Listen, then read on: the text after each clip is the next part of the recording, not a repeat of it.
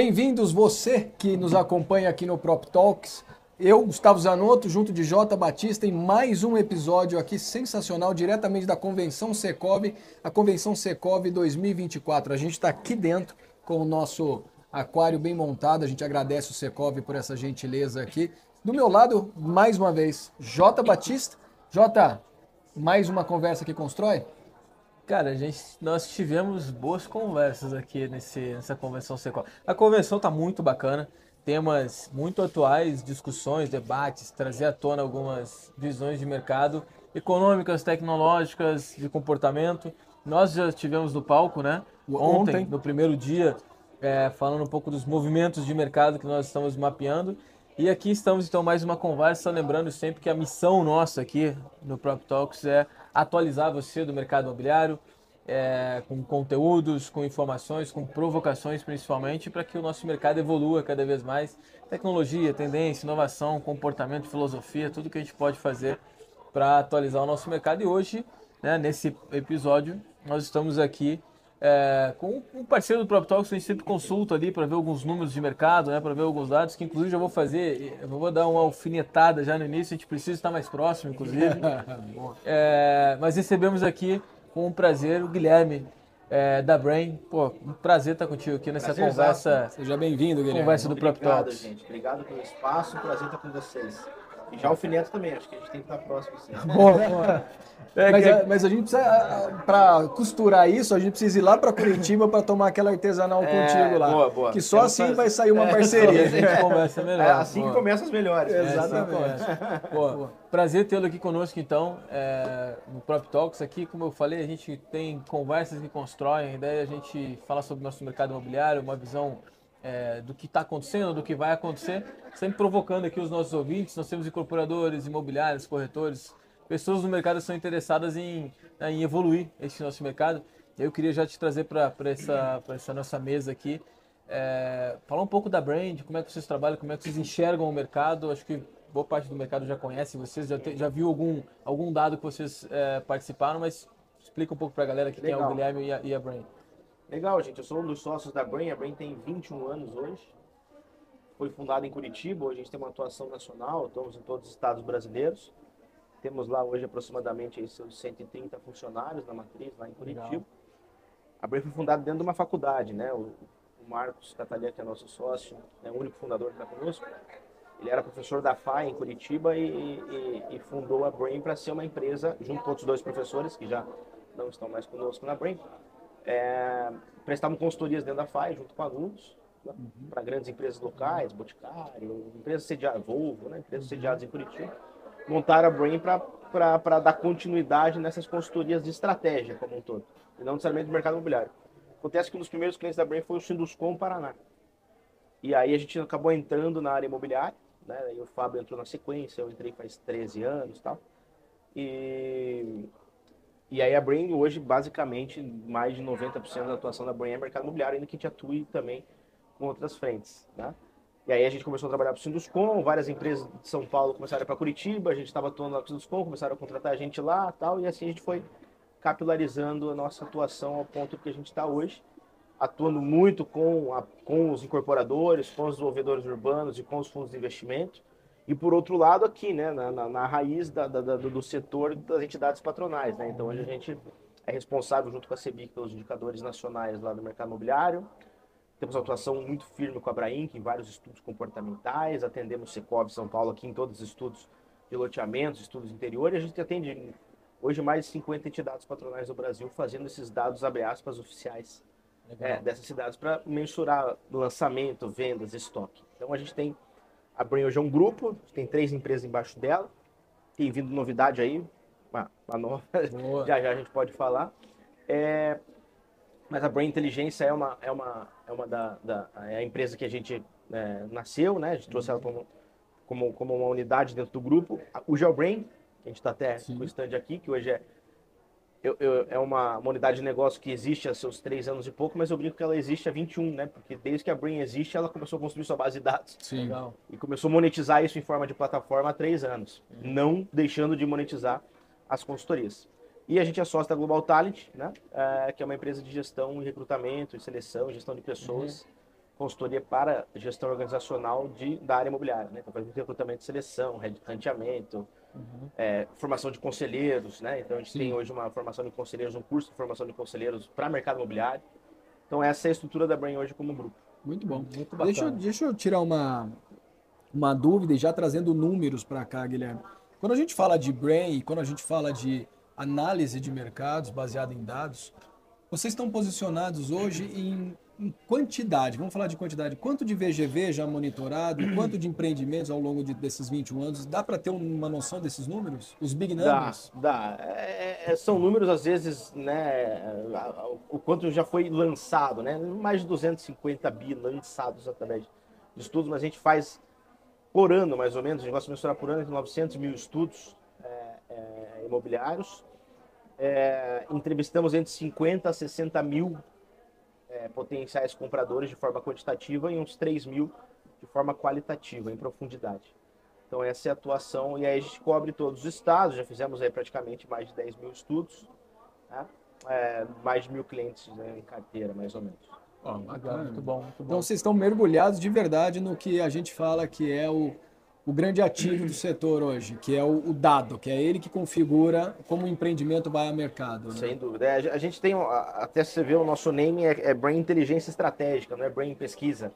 Brain, né? Porque a gente entende que a pesquisa de mercado é um artifício dentro da inteligência de mercado. Sem dúvida. Então a gente atua, tem ferramenta de curso, a gente tem a Brain lá dentro, com mais de 100 e poucos cursos. A gente tem pesquisa, a gente tem treinamentos. Né? Então a gente fomenta também que o incorporador tenha essa mentalidade voltada à inteligência do mercado, o incorporador, o loteador, né? Para que se crie, para que se enraize, né? A gente tem hoje várias empresas, cada vez mais empresas têm criado setores de inteligência do mercado, e isso não substitui uma contratação de um terceiro, mas acho que potencializa o uso de dado, né? E a nossa missão é transformar o dado em estratégia, em informação. Então eu sempre brinco com os clientes, ó, se você está procurando gráfico, a gente é caro para isso, né? A gente não vende gráfico, não vende tabela, não vende número. Claro. O GeoBrain é uma plataforma. A análise fica numa SaaS lá que fica a critério dele. Mas como Brain, como inteligência estratégica, o nosso papel é falar, vai por aqui, não vai por aqui, dá bola preta quando precisa dar bola preta. Então, a gente brinca muito que a gente prefere um sorriso amarelo do que um bolso vermelho. Então, quando é para arrancar um sorriso amarelo, a gente arranca também. Boa. Eu gostei disso que eles falam. Eu sou caro para gráfico, né? Porque muitas das vezes...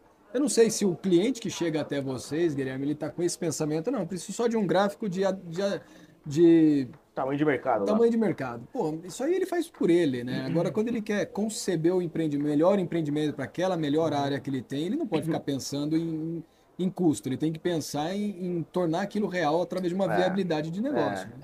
A gente acha, até compactuamos com outras empresas que atuam no nosso segmento também de inteligência, papos que a gente já teve com essas outras empresas, que é um risco muito grande você colocar na praça um produto de 100, 200, 500 milhões de VGV sem estar amparado, mitigado em mercado. Lá na engenharia, está todo mundo mitigado, sondagem de solo, isso, aquilo, teste de tubo de vento e não sei o quê.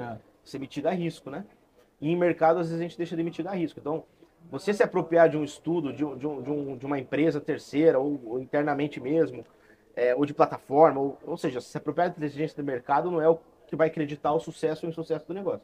Tem empresas de 80 anos que não contrataram uma pesquisa. Sim. E vai falar que ela está errada? Não, está 80 anos no mercado, subsistindo no negócio dela.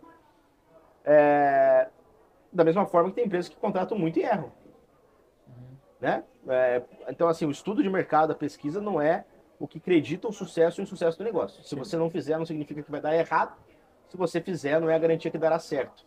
Mas você está se blindando, mitigando de risco. Mas te dá um norte, né? Sem dúvida. E vamos imaginar num mundo como a gente vive hoje, um mundo dinâmico, né? Com mais elementos que devem ser levados em consideração para conceber o empreendimento.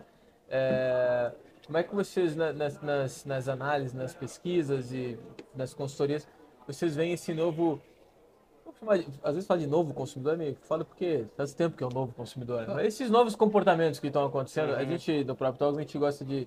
A gente mapeia alguns movimentos que a gente vê, muito embasado também em alguns números que vocês soltam, enfim, outras pesquisas que a gente faz. Alguns movimentos de mercado para né, ajudar os incorporadores, os imobiliários a também se posicionarem. Né? Todo mundo vê assim, pergunta, qual é a próxima tecnologia, qual é a próxima ferramenta? A gente, não, existem movimentos que a gente tem que ver antes disso.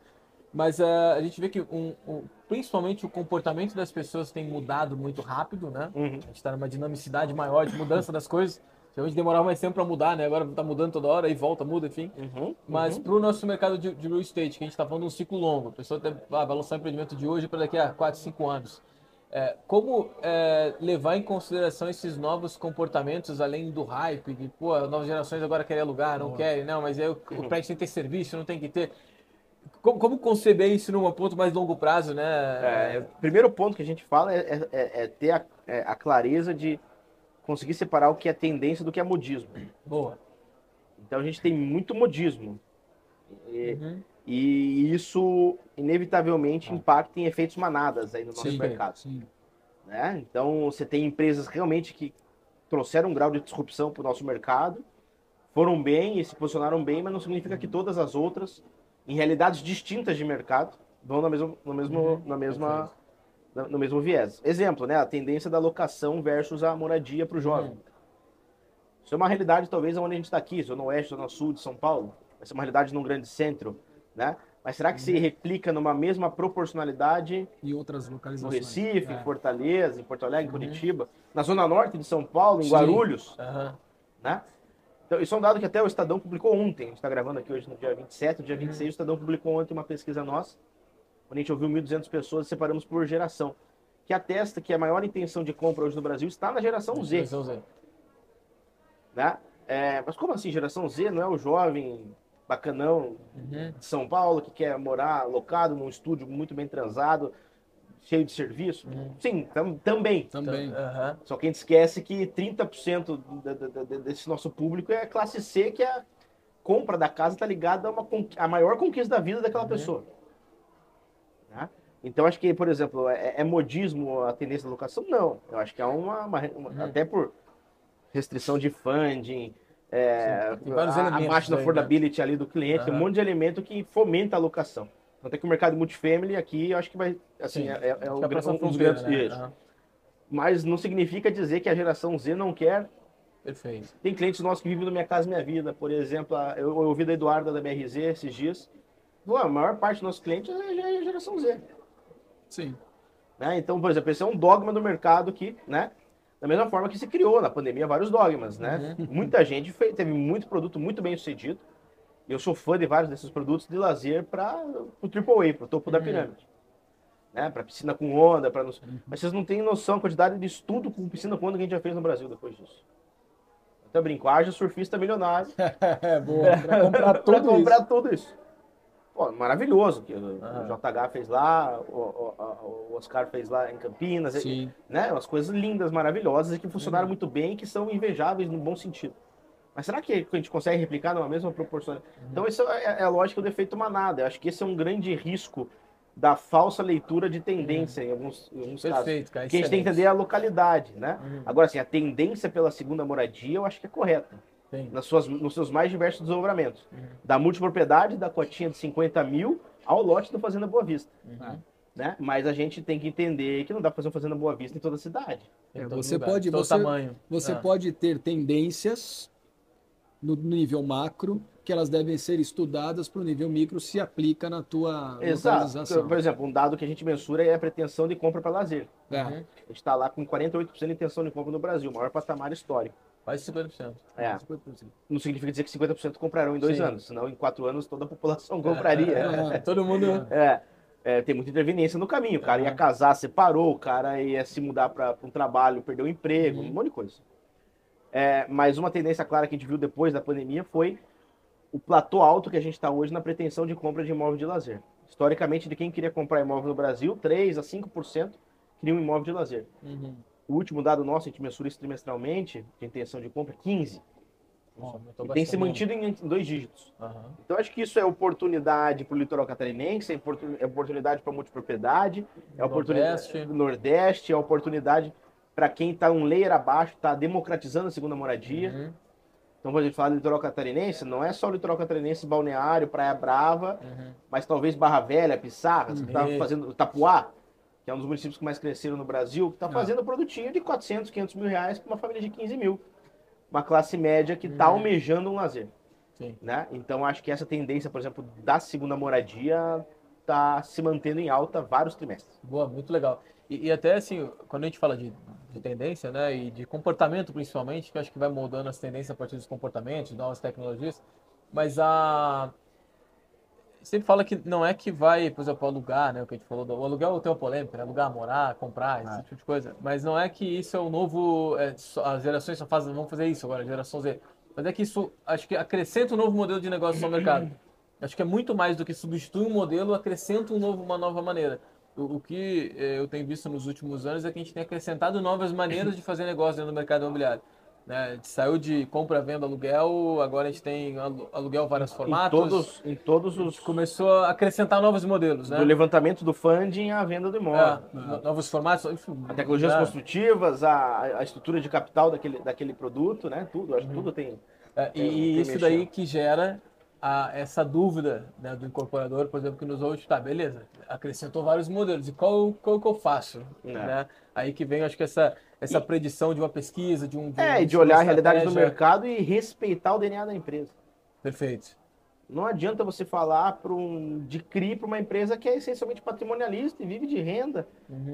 Não adianta você falar em compacto para uma empresa que viveu essencialmente de super luxo.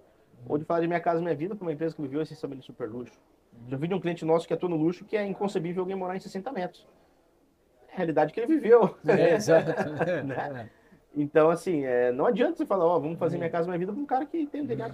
Várias empresas que transitam nesses dois mercados, numa mesma praça, às vezes possuem dificuldades estratégicas. Mas vocês já tiveram algum momento que chegar para o cliente e dizer assim para ele, cara, esse é o produto que você está posicionado em uma determinada tipologia, mas se você continuar fazendo isso aqui, você não tem tanta chance de continuar se você não mudar. Já aconteceu esse caso de chegar para um cliente e falar assim, cara, baseado nesses números aqui, tem que mudar. Tem que mudar, você tem que ir para esse caminho. Diversas. E qual é a aceitação desses casos? Eu acho que o mercado está muito mais maduro, sabe? Eu acho que o mercado está muito mais receptivo na troca de dados. Os grandes mercados brasileiros, né? A troca de informação é muita, né? O associativismo está muito mais enraizado, então as pessoas trocam ideias toda hora. Então, quando a gente começou a fazer isso, a resistência era muito maior, né? Mas acho que as empresas têm conseguido se adequar mais instantaneamente às mudanças e à volatilidade de mercado do que se adequava anteriormente. Às vezes por força de lei, como o caso de São Paulo, muita empresa não acredita no produto compacto como uma concepção de tendência perene. Sim. Mas ela fez compacto por força da lei. Na questão, Muita empresa acredita nisso e fez o compacto, e surfou a onda do compacto e vai continuar surfando, né? Mas, então, acho que também a aceitação por parte do cliente aumentou muito. E a gente tem que ter a humildade também de não ser o dono da verdade, isso é muito importante.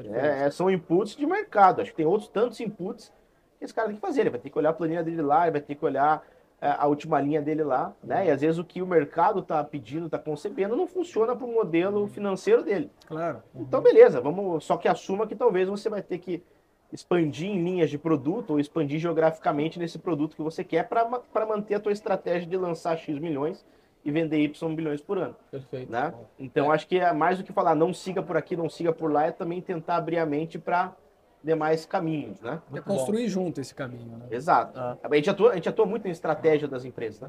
Inclusive fazendo planejamento estratégico, mas dando assessoria contínua e tal. Então a gente gosta de se envolver nesse ponto das empresas também como um assessor de inteligência ali que consiga municiar, siga para cá, não siga para cá.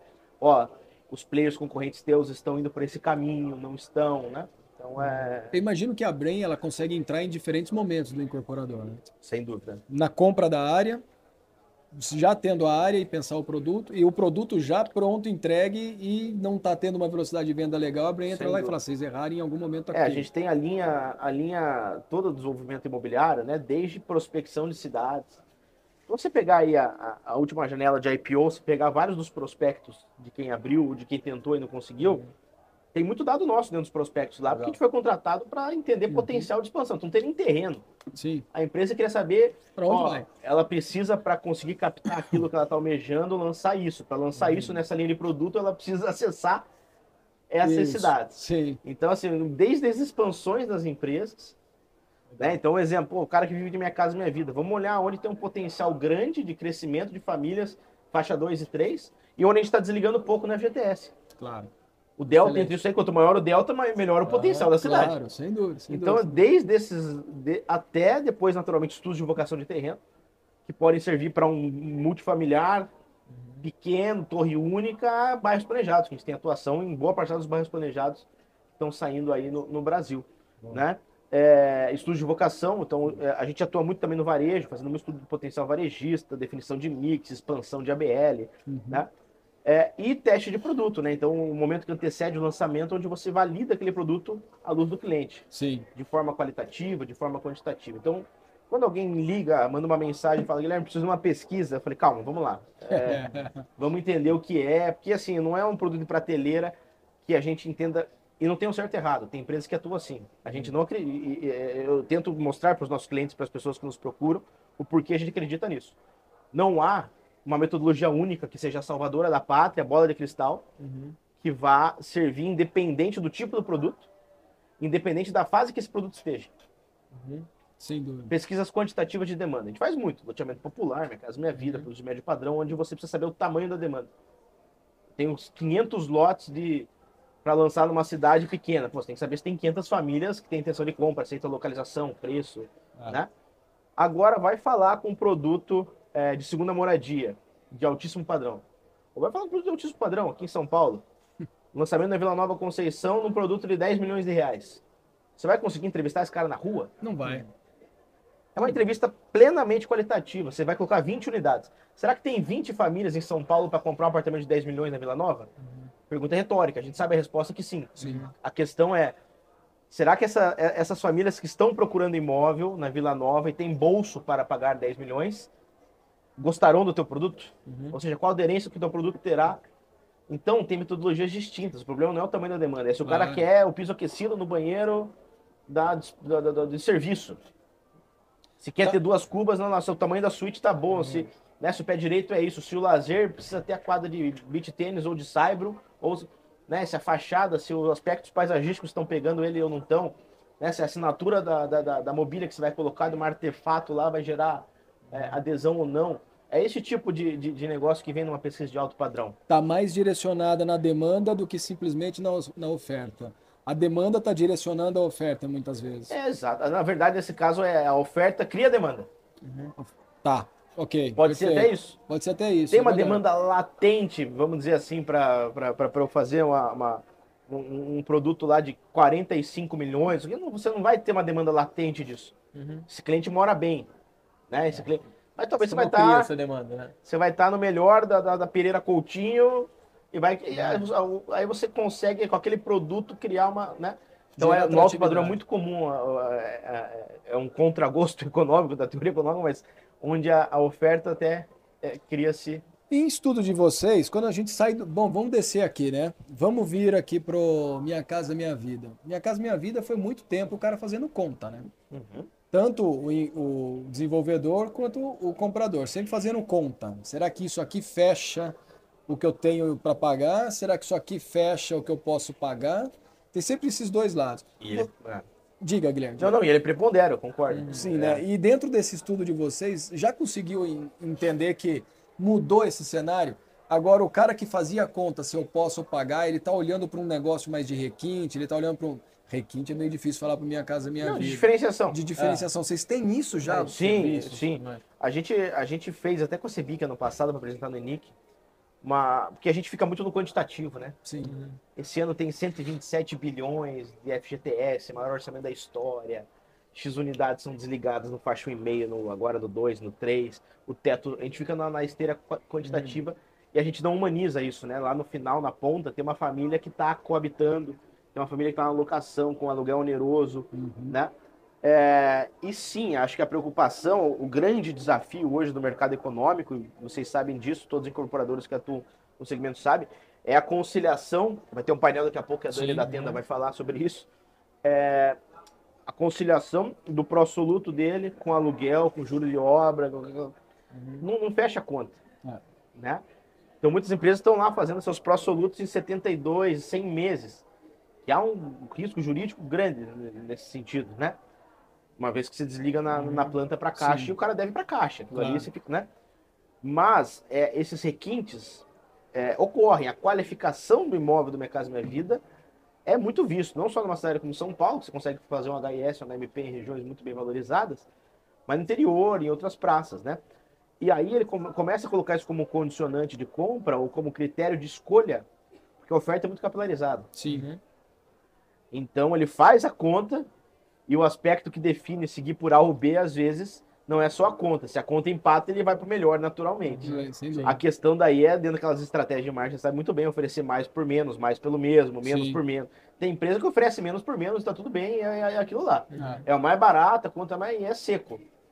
E não tem problema nenhum nisso. E não há problema nenhum em você falar que, como a gente ouve às vezes de poder público, ou de outro, que é uma aberração, ou da mídia, uma família morar em 33 metros na Barra Funda, em São Paulo.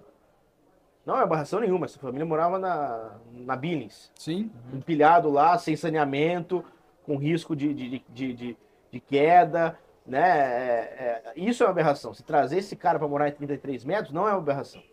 Você já tá upgrade nele, né? Né? Então a gente tem que entender, claro, o ideal é que todo mundo pudesse morar em 60, 70. Não é esse mundo Mas é que poliano existem realidades e realidades, né? São espaços que você vai alcançando. Você não, o cara que está lá na Billings, que você deu o exemplo aqui, esse cara ele sofre todo e qualquer tipo de estado de vulnerabilidade. Tudo. Aí você chega para ele e diz assim, ó, aqui você tem um imóvel, ó, tijolaria e cimento aqui, ó, coberto, 33 metros. O cara vai falar, pô, é tudo que eu quero da vida. Com vaga em garagem, às vezes, ou sem vaga, né? Mas 2 quartinhos, tem um salão de festa, tem um fit, tem uma piscininha, uma churrasqueira. Tá o John Up já, né? Total. Completamente. Né? Então tem gente que vai lá por menos pelo menos mesmo, assim, é mais barato, que é pra tirar esse cara. E você já tem o cara do faixa 2 e 3, que daí já é um filho da classe média ali, né? É esse cara, que daí acho que esse grau de requinte preponderava, sobretudo no interior. Claro. Né? Mas acho que a gente vê uma grande dificuldade, gente, hoje no cenário de juro alto, de taxa de financiamento em 2 dígitos, no faixa 4, que a gente brinca, que é o ligeiramente acima do Minha Casa Minha Vida. Que é justamente aquele que a gente brinca que é o quem quer não pode e quem pode não quer. Sim. Porque daí o mercado consegue oferecer para ele uns 50 metros num bairro X. Sim. Quem quer 50 metros no bairro X não tem grana para pagar os 450, 500 pau que vai custar aquilo. 10 pau metro, vamos arredondar aqui. E quem quer morar no bairro X, e quem pode pagar não quer morar em 50 metros. Quer morar, então esse descasamento, e isso ocorre às vezes em regiões mais valorizadas. Eu vou para BH, estava lá semana passada. Se eu vou dentro da cintura do contorno, lá no anel do contorno, né? Savassi, Lourdes, funcionários. O mercado consegue, por escassez de terreno, é por isso que Nova Lima está bombando, consegue oferecer em 70 metros 1.300.000, 1.400.000, né? 20 mil metros, mais ou menos. Hoje, no juro que a gente está hoje, se a gente pegar a capacidade máxima financiável, o cara para tomar um apartamento de 1.400.000 reais, ele precisa ter 35 pau de renda. Sim, sem dúvida. Será que o cara de 35 mil de renda quer morar em 70? Aí vem o qualitativo do produto. Aí tem que ser o melhor produto, o melhor arquitetônico, na esquina de ouro da Savassi e não sei o que e tal, entendeu? Que é esse descasamento que pega. Esse é o tipo de diálogo que precisa ter mais no mercado. E quando você... Bom, eu nasci dentro de incorporadora, né? E muito do que eu fiz lá atrás, em departamento de marketing, estudando o mercado, era exatamente isso, né? Nós temos área. Nós vamos para onde o vento está levando. O vento diz que aqui é uns 50 metros, vamos fazer 50 metros. Isso foi o mercado do passado. O mercado de agora, com todas essas volatilidades políticas, econômicas e tal, você tem que pensar de verdade o que você vai fazer, para não errar. Você tem que olhar o cliente primeiro e depois fazer, se ajustar. E agora pegando o que você disse aí, olhar o cliente primeiro para depois fazer o produto e ajustar. Vamos dar um recorte Brasil aqui. Você consegue hoje, Guilherme, trazer para a gente as 5 principais praças em desenvolvimento hoje, imobiliário que a gente tem mais disponível hoje para dizer assim, essas são as 5 cinco maiores mercados brasileiros? O São Paulo é inequívoco, enfim. Vai ser sempre o primeiro. Né? O concurso. Tem aí, até outro dado que o Estadão divulgou aí faz poucas semanas, dado nosso, primeira vez na história que São Paulo ultrapassa 100 mil unidades vendidas em 12 meses. Né? Então São Paulo, né? O Rio teve uma volta interessante, muito calcada no Minha Casa Minha Vida. O Rio é uma cidade que está conseguindo surfar muito bem, seja pelo desenvolvimento do porto, do centro, né? E zona oeste. Toda ali né? também, né? a revitalização dos centros urbanos, né, que é uma pauta muito. Se a gente for para o sul, o maior mercado como um todo, não só de segunda moradia, é Curitiba. Curitiba é o maior mercado do sul, maior que Porto Alegre hoje. Mas o litoral catarinense é algo incomparável. Né? Mas ele não está sendo só puxado por Balneário, litoral? Ou... Não. Agora a gente tem outras. Não, Balneário, hoje Itapema é Porto Belo, Pissarras, Penha, Barra Velha. Pissarras, Penha e Barra Velha já vendem 3, 4 bi anos. Sim. Nós tivemos ali recentemente, impressionante. Itapema, Porto Belo vendeu quase 8 bi no primeiro semestre desse ano. 8 bilhões, é mais do que Curitiba, que é o maior mercado, vai vender no ano. Sim. Então, ali é fora da curva, né? Então, assim, ali é fora da curva, incomparável, tem que entender, quanto mais estuda, mais dúvida fica na cabeça. Aí, se a gente for pro Sudeste, como todo o interior de São Paulo, é muito pujante. Se pensar que 25% mais ou menos da carteira da Caixa Econômica de habitação está no interior de São Paulo. É muita coisa. Seja em loteamento, que tem 35%, 40% do mercado brasileiro está no interior de São Paulo, em loteamento, seja na incorporação, dado que a gente mostrou há pouco aqui na convenção, que você tem aí no primeiro semestre vendendo quase 15 bi no interior de São Paulo. Né? Inequívoco, o terceiro maior mercado do Brasil hoje é Goiânia. Tá. Né? Mercado que a gente atua muito, vocês conhecem bem. É um mercado em ascendência, a gente tem que olhar também o volume colocado. Cautela acho que é uma palavra forte, mas a gente tem que acompanhar de perto, porque qualquer produtinho lá você coloca 200, 300 unidades, a cidade tem lançado 10 mil unidades, 10 mil unidades, uma cidade de 1 milhão e 200 mil habitantes. Exato. Né? Então, mas é um hub também interessante. Né? E o Nordeste vai muito bem, seja na segunda moradia, seja na primeira, calcada em Minha Casa Minha Vida, né? Então Fortaleza está num movimento interessante, Recife, que normalmente tem uma animosidade pior ali de retomada, sofreu muito com o Petrobras, etc. Voltou a lançar bem. Salvador esse ano deu uma queda boa de lançamentos, mas eu acho que o mercado de alto padrão em Salvador tem melhorado. Cidades menores, capitais menores, como Natal, por exemplo, está retomando. Mas com o alto padrão no Nordeste ainda tem muita cidade que vive do condomínio, do preço fechado, do preço-custo. Então é um mercado à parte ali que a gente tem que acompanhar, né?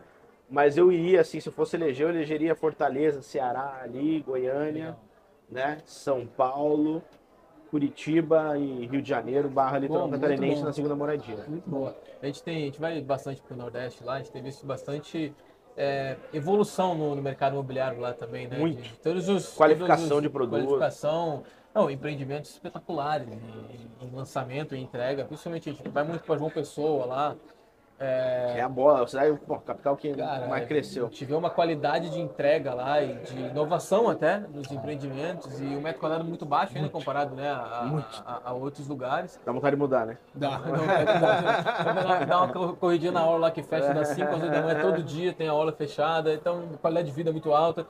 Vocês veem também uma migração, digamos assim, deste empresário, empreendedor, não vou dizer só porque o Nordeste eu vi assim, o aposentado vai para lá, mas vocês veem também a geração mais jovem também migrando para as cidades do Nordeste, porque a qualidade de vida é melhor, naturalmente, é mais barato, mas também agora existem novas oportunidades de negócios, o mercado imobiliário, por exemplo, também puxando essa migração do Brasil, como desde a pandemia, né, o Brasil... O modelo híbrido, né? O modelo híbrido de trabalho favoreceu isso. Mas, novamente, eu acho que não me parece que isso seja o que acreditaria o sucesso de uma João Pessoa hoje. Perfeito. Acho que é o mercado local mesmo que ficou com um vácuo de lançamento muito grande, tem um represamento grande, qualidade, uma cidade que está crescendo muito por N fatores. Não acho que é o migrante que vai sustentar, abre aspas, o boom. Eu gosto desse termo que às vezes denota algo ruim, mas assim, o boom de João Pessoa, por exemplo. Né? Então, da mesma forma que não é o que sustenta a Floripa, o que sustenta... Eu acho que existe esse movimento, mas ele é marginal na demanda. E é bom que seja marginal porque a demanda que subsiste ali em qualquer cidade é a demanda interna. Perfeito. Né? O que a gente mais viu nessas cidades do Nordeste e recentemente a gente esteve em Belém também, né, no Norte, e o que a gente mais achou bacana é que a gente está muito aqui em São Paulo, né, a gente vê grandes empreendimentos saindo aqui, né, muito legal, mas a gente vê que lá o nível de entrega, de inovação, de cuidado, de conhecimento local, né, esses dados locais ali, ele tem muito a ensinar pro resto do país também, né? Isso foi uma das coisas que mais nos chamou atenção, né? A gente brinca muito na lógica do compacto, que a gente falou que todo mundo quer alocar. A gente usa a frase sempre que o Brasil não é uma Faria Lima, né? Isso, sim. tem muito Brasil legal por aí. Muita coisa bacana acontecendo Muito. em todos os lugares que dá pra gente pegar de insights, né? Muito. Essa visão 360 é importante. E ambientes como esse que a gente está aqui ajudam a gente democratizar essa informação. Porque eu acho que tem muita coisa boa sendo feita. Até porque, assim, vocês, claro, são pulverizados no Brasil inteiro também, vocês, né, veem muita coisa acontecendo. E hoje em dia eu acho que essa troca também de insight, né, ela tá muito maior também, né? Claro. Do empreendedor daqui de São Paulo aprender com o cara que tá fazendo lá no Balneário, o cara que tá fazendo Muito. lá. E a gente, às vezes, não, e dentro do Brasil, a gente não... Eu fui no evento no Brazilian Week esse ano lá em Nova York, em maio, e estava num evento onde tinha um gestor de fundo nova-iorquino que perguntaram lá em algum pinga-fogo lá que foi feito qual cidade ele não investiria na América do Sul. E ele foi categórico e falou Rio de Janeiro, né? E aí tinha uma comitiva carioca lá que, né? Porque é o desconhecimento. Claro. E nós brasileiros mesmo não sabemos que o Rio de Janeiro, por exemplo, vai muito bem, obrigado, sabe? Que a Barra da Tijuca tá bombando, que muita empresa tá indo bem, que, sabe? Então, às vezes há esse preconceito. E eu usei esse exemplo de um gringo, que é mais fácil o gringo ter esse preconceito com a gente. Agora, a gente não fazer um benchmark em Belém, como tem coisa boa, em Fortaleza, Sim. ou em Natal, ou em Piracicaba, ou em Rio Preto, sabe? Tem muita coisa boa saindo no interior do Brasil por aí, loteamentos lá em Sinop, em Nova Mutum, em Lucas do Rio Verde, Sorriso, Rondonópolis, Primavera do Leste. Muitos Brasis dentro do Brasil, né?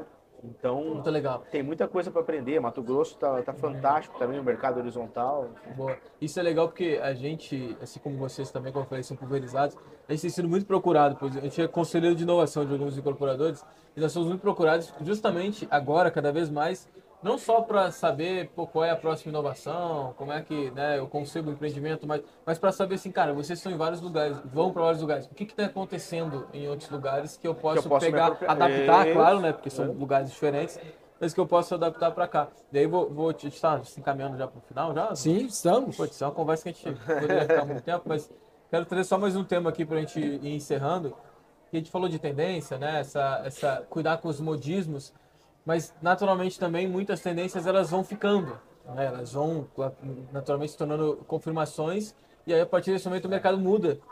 E eu tenho visto muito alguns comportamentos que estão moldando o mercado inteiro, assim, independente do padrão dele. Vou dar um exemplo, né? As pessoas como um todo, por comportamento, querem mais facilidade, naturalmente. Todo mundo vivendo o mesmo mundo aqui na caixinha. E coisas como o mercadinho, o prédio virando cada vez mais serviço, me parece, né, pelo que a gente tem mapeado, que ele já é uma coisa que... Uma realidade. O popular, Minha Casa Minha Vida, o alto padrão... Todo mundo. No Nordeste, né? Esse tipo de tendência mais que ela vem e fica, e aí, bom, a partir de agora... Aí é tendência mesmo. Quais que vocês aí, você também, pessoalmente até tem visto, mas assim, cara, esses negócios que vão, os empreendimentos agora que vêm, eles têm que ter esse tipo de coisa. Eu acho que tem a questão do mais serviço, o menos tijolo lá, é verdadeiro. Eu acho que ela ocorre do horizontal ao vertical, do alto padrão para o Minha Casa Minha Vida. É uma coisa que a gente tem. Quando eu falo acho que ocorre, eu relembrando aqui o cliente falando que é importante para nós. Nas pesquisas de produto. Perfeito. O cliente do Minha Casa Minha Vida, como o cliente do interior da capital, do alto padrão, né? Eu acho que o anseio pelo lazer voltou. Não sei se na grandiosidade do que a gente viu nos condomínios clubes, de ter 50, 60, 70 áreas comuns, boliche, não sei o que e tal, né? Mas acho que o lazer como condicionante de compra, ele volta. Legal. Né? E os consumidores estão muito preocupados com o dimensionamento desse lazer, não só com a quantidade, mas com a qualidade. O fato não é se vai ter ou não academia, isso está intrínseco. Tem que ter academia, tem que ter o fitness. Mas se eu tenho 300 lotes nesse condomínio, eu não posso ter 2 esteiras. Exato. Então essa preocupação ocorre, né, o dimensionamento das áreas comuns e o lazer como condicionante de compra, né? O processo de compactação de imóveis, não estou falando de imóveis compactos, mas a compactação. Né? Hoje a gente não tem uma série de coisas que a gente tinha lá atrás. A gente não tem ajudante lá que dorme em casa. A gente não tem bidê. O banheiro não tinha, os banheiros eram gigantescos. A gente não tem bidê. As mobílias são muito mais inteligentes. A TV. Sim, sim. A TV 29 tubo, aquela TV do Silvio Santos, lembra a TV do Silvio Santos? Que tinha do Isso programa. diminuiu a Era um sala, monstro. né? Agora você cola ela na parede. Então, assim, a necessidade de espaço diminuiu. Perfeito, perfeito. Né? Então, computador, um notebook, não é mais aquele desktop gigantesco. Né? Então, uma série, a indústria de eletroportáteis, etc., fez com que a gente compactasse tudo, né? Então a compactação de metragem acho que é real. Assim, aquela 3 suítes não precisa mais ter 180 necessariamente, 160. Né? Aquele 2 dormes não precisa ter mais 80. Né? A diminuição do número de habitantes por domicílio também, o IBGE revisou, acho que fica a dica, é importante todo mundo ler isso, divulgou essa semana, revisou o índice de envelhecimento da população, a mudança da pirâmide etária do Brasil. Isso cada vez mais a gente vai ter que pensar de produtos para sênior.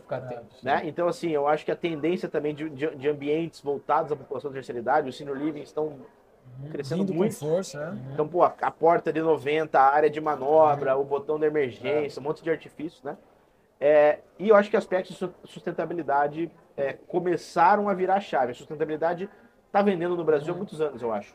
Mas ela vende ou vendia até então pelo imperativo da economia. Você vai colocar a placa fotovoltaica, o reuso de água, tudo bem. Quanto que vai me reduzir no condomínio? E num determinado nível de renda, sobretudo no alto padrão agora, acho que esses itens começam mais por mais. Sim. Estou oferecendo isso, mas eu estou disposto a pagar, desde que não me reduza o condomínio. Mas a preocupação, a pauta da sustentabilidade, acho que finalmente começa a entrar na questão. Né? Sustentabilidade não é só parede verde mais. Exato. É a água de reuso. Coleta de lixo, né, galera? Puta, Porque às vezes a gente via assim, pô, para você manter um sistema de reuso de água, custa mais caro manter o sistema do que comprar água no município. Deixa parado o sistema. É lógico. E agora parece que determinadas lógicas, a gente começa a ter uma conscientização maior do consumidor ao ponto de virar essa chave da sustentabilidade e vender por si só, e não pelo imperativo da economia. Exatamente. Perfeito. Bom, só resumindo aqui, Zanotto, ontem a gente teve aqui um bate-papo, meu Zanotto, lá em cima. A gente falou dos movimentos que a gente está acompanhando do mercado também nos próximos anos. E foi legal que boa parte dos que você trouxe, nós falamos ontem também, né, que para resumir o pessoal aqui, a compactação do imóvel, né, a busca pelo lazer do imóvel. Isso veio muito também depois da pandemia, né, essa coisa de querer ter busca por serviços no prédio, que também acho que vai favorecer a compactação, porque se eu tenho o prédio com mais serviços, né, úteis para mim, sem dúvida. As pessoas ficam mais livres para sair do imóvel. Essa questão da sustentabilidade que a gente acrescenta sempre um ponto que é a naturalidade também. As pessoas estão buscando coisas mais naturais, né, elementos mais naturais. Áreas abertas. Você vai para o condomínio de lotes, às vezes o cara sempre prezou o clube, né? Agora o cara preza o pomar, preza a praça, Verdade. Essa naturalidade nossa humana, né? E essa questão do senior living, que a gente fala muito também que antigamente o senior living ele era muito parecido com um hospital, né? Agora ele tem que ter os elementos, mas ele tem que parecer aquele prédio bacana também. Ele não está afastado, tá no meio da cidade. E o idoso de 70, 60 anos, ele tá correndo lá em João Pessoa na orla lá, às 5 da manhã, velho. A gente tá em aeroporto toda semana, né? Antigamente era uma fila do mais 60, agora a prioridade é mais 80 no aeroporto. É verdade, é verdade. Mudou bastante coisa. Zanotto, uma aula de tendências e números aqui, uma conversa que a gente poderia ficar muito tempo. Eu ficaria até amanhã aqui. Esse é um assunto que nos agrada demais. A gente podia ficar com o Guilherme até mais, só que ele não quer ficar com a gente. Não, filho, se você tiver uma artesanalzinha, eu então, a gente fez a provocação no início de estarmos mais próximos, né? Então, agora a gente vai, em breve a gente faz um convite novo para vocês para estarem conosco lá no nosso estúdio, que a gente está finalizando.